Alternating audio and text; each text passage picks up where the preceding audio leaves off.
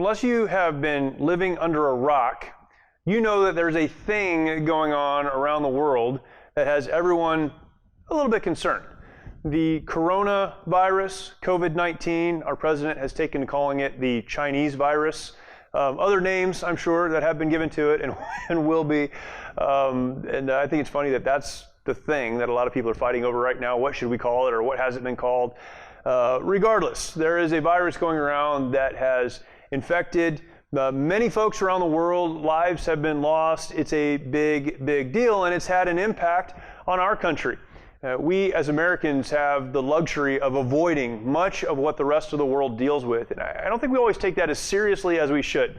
The rest of the world deals with illness and deals with food shortages and supply chain shortages and difficulties related to war and terrorism and some of these other issues that, by and large, the United States has been able to avoid. We have been extremely blessed as a nation. But here we find ourselves at a time when the president and his team of advisors are every single day getting up and giving a press conference, giving updates, trying to give hope, and we're thankful that they are. We are living in a time where folks have been asked to stay home. Don't go to work. Don't interact with other people. If you have to go to the store, but then go home. We've been quarantined. It's voluntary for most people. In some places, however, even in the United States, it's not voluntary. There has been mandatory quarantines of individuals and families. Folks who are scared of what the future may hold, and we don't know how all of this will unfold. We're just not quite sure. We have hope. We believe we'll get to the other side of this. Even today, our president was talking about medications that are in the pipeline, and it looks like there are some medications that exist that have been treating other illnesses that can be used for this, and so there's hope even on that front. And yet we're still dealing with what will be quickly a recession.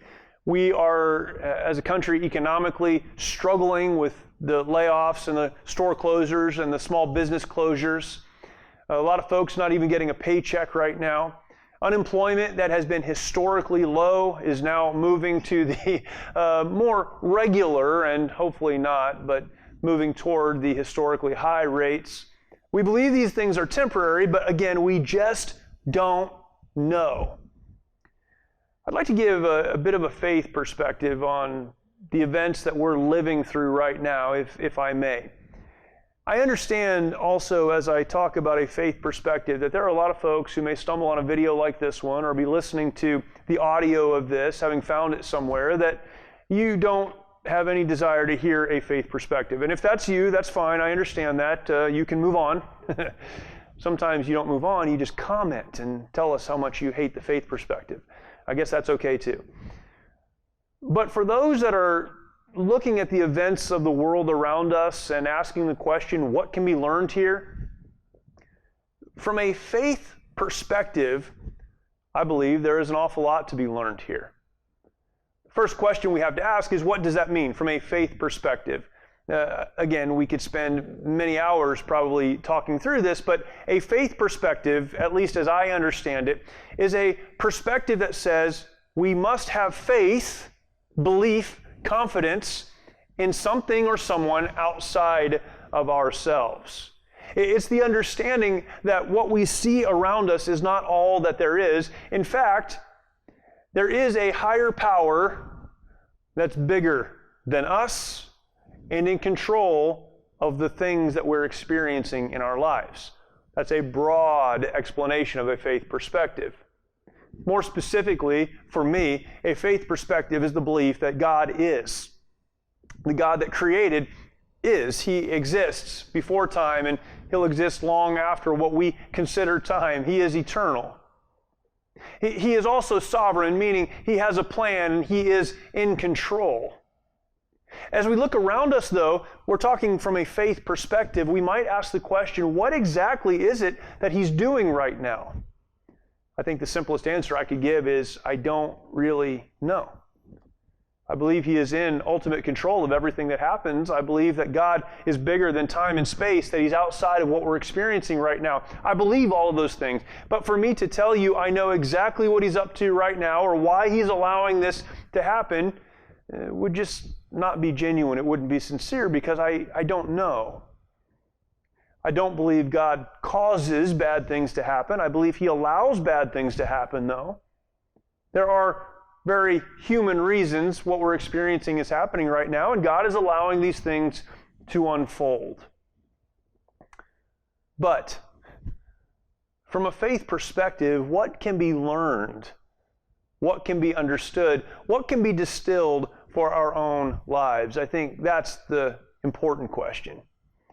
God is God. He doesn't answer to us, and we don't always know why He allows things to happen the way that He does. But we can learn some lessons that I think are really, really important. Very, very critical. I think perhaps the biggest lesson from a faith perspective that can be taken from a moment like this one is what I said just a moment ago, that God is. Here's the crazy thing. Folks in countries that struggle, people that struggle economically and struggle for their personal physical safety, they tend to have more faith, more belief, more confidence in God because they realize on a daily basis their existence contrasted against what they're experiencing indicates to them, the evidence is that they are not all there is. They're not in control of everything that happens, and there must be something more. But in a country like ours, in the United States, we live in such a way and we're provided for in such a way that it's easy for us to look at our lives and to look at the things that we have and say, you know what, this is it. We're good enough. We're strong enough. We're smart enough. We're capable enough. We don't need God. And so there probably isn't even a God that exists. There's certainly not one that cares about me because I'm all I need. But at moments when the government can say, stay in your home, when people are hoarding things like toilet paper, which I don't exactly understand, when we're concerned about our physical safety, we don't know when a crisis like this will end. And on the other side of it, even though the health crisis may be over, what will the economy look like? And will I be able to go back to work? And how will I prepare or provide for my family? How will I meet my needs? These are all real questions that we have, but we only have them at moments like this, crisis moments. When we're overwhelmed by the events of the day, the things that are happening around us, we learn that we're not in as much control as we thought we were. Now, we can either view that extremely negatively or, again, from a faith perspective, embrace the truth that that presents. In our daily lives, we're never in as much control as we think we are. We live in a country with a high suicide rate where anxiety levels are off the charts, where drug use, prescription and otherwise, are at record highs. Why is that? Because even without crisis moments, people live in a state of understanding when they're honest about what's happening in their lives, that they're not in control. And so they resort to these other things.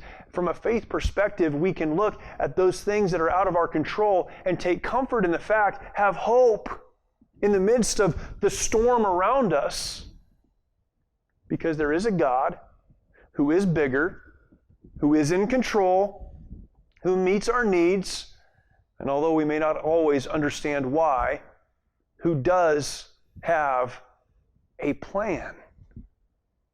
From a faith perspective, we understand that it's moments like this that we're able to draw closer to our Creator, realizing that it is that relationship that should be the foremost in our lives, not just when things are going bad, but even and perhaps especially when things are going very, very good.